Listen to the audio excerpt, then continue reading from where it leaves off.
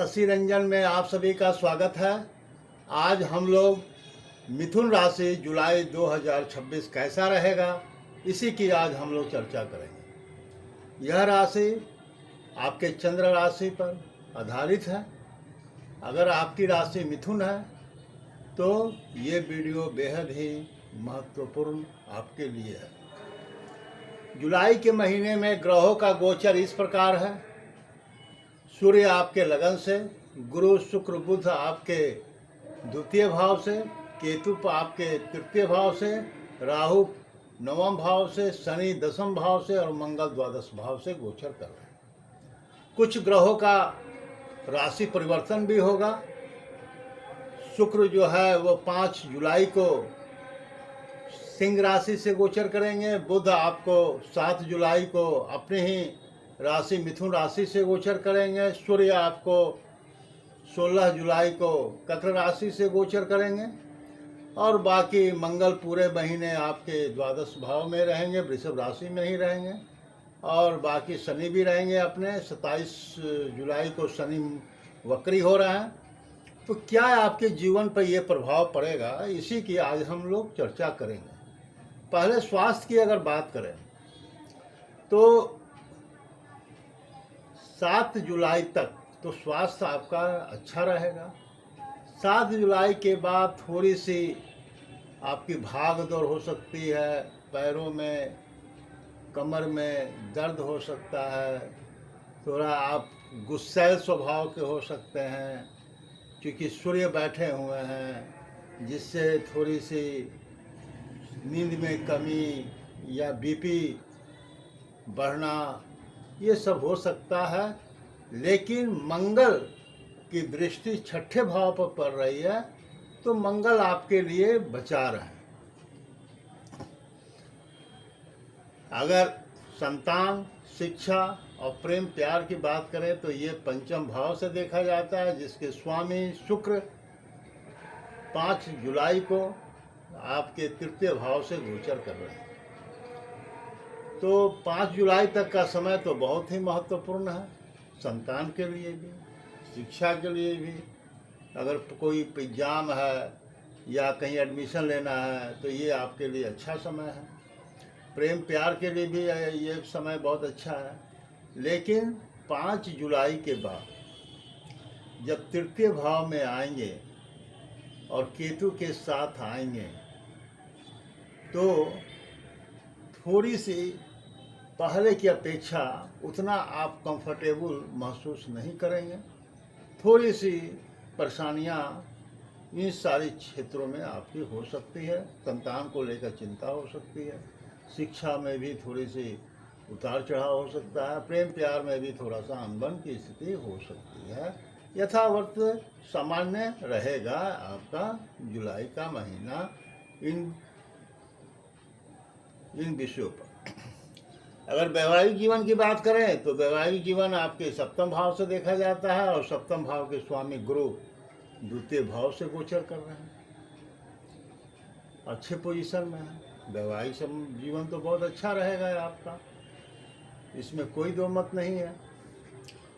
और daily wages के काम में भी आपकी बढ़ंती होगी, पार्टनरशिप के काम में भी आपकी बढ़ंती होगी, धन का भी आपका आगमन होगा, धन भी बढ़ेगा,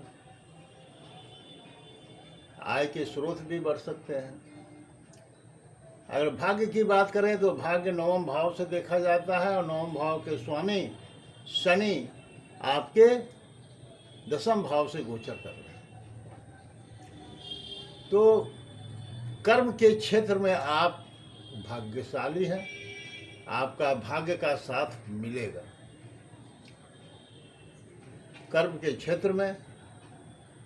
और कहीं आप यात्रा भी कर सकते हैं तो भाग्य का साथ आपको आपके कर्म के क्षेत्र में प्राप्त होगा। अगर कर्म की बात करें तो कर्म दसम भाव से देखा जाता है, जिसके स्वामी गुरु द्वितीय भाव से गोचर कर रहे हैं और इनकी 9वीं दृष्टि भी पड़ रही है और शनि भी बैठे हुए हैं। तो कर्म में तो कोई आपका काम बढ़ सकता है, आप कोई जॉब खोज रहे हैं तो अब जॉब मिल सकता है, आपके प्रमोशन हो सकता है, नया जॉब आप प्राप्ति हो सकती है, बेरोजगार हैं तो आपको नौकरी मिल लग सकती है। माने कर्म के क्षेत्र आपके जुलाई के महीने में बहुत ही अच्छा है। शनि भी बैठे हुए हैं और गुरु की भी दृष्टि पड़ रही है। लाभ इच्छा की बात करें तो यह एकादश भाव से देखा जाता है, जिसके स्वामी मंगल द्वादश भाव से बैठे। तो इच्छा की पूर्ति होगी, लेकिन थोड़ा सा मेहनत करना पड़ेगा, आसानी से नहीं मिलेगी। आय के स्रोत बढ़ेंगे, लेकिन मेहनत आपसे करवाएंगे तभी होगा। या बिजनेस है तो कुछ आपको उसमें पूंजी लगाना पड़े तब बिजनेस बढ़ेगा। या विदेशी कारोबार से आपका कोई कारोबार है तो उसके लिए अच्छा है। एमएनसी में काम कर रहे हैं तो उससे आपका प्रमोशन हो सकता है, इंक्रीमेंट हो सकता है। माता और भूमि वाहन की बात करें तो चतुर्थ भाव से देखा जाता है। चतुर्थ भाव के स्वामी बुध 7 जुलाई को आपके लगन में आ जाएंगे। तो 7 जुलाई के बाद या पूरे महीने माता का स्वास्थ्य ठीक रहेगा। भूमि वाहन के लिए भी अनुकूल है, लेकिन हर एक की कुंडली अपनी अपनी है। आपके किसकी महादशा चल रही है, अंतरदशा चल रही है, इस पर डिपेंड करता है। आपकी कुंडली में ग्रहों का गोचर कैसा है, कितने डिग्री का है। तो अगर कोई बड़ा इन्वेस्टमेंट करना है तो अपनी कुंडली का अच्छे ज्योतिष से विवेचन कराकर ही कोई डिसीजन ले।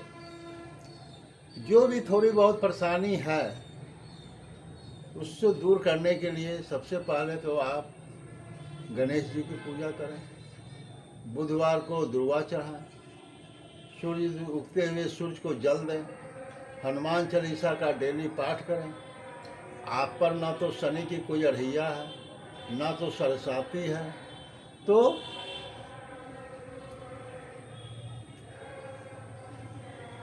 ये सब उपाय करेंगे तो जो भी थोड़ी बहुत परेशानियां हैं उससे आपको निजात मिलेगी। इसी के साथ मैं अपने वक्तव्य पर विराम लगाता हूँ। धन्यवाद।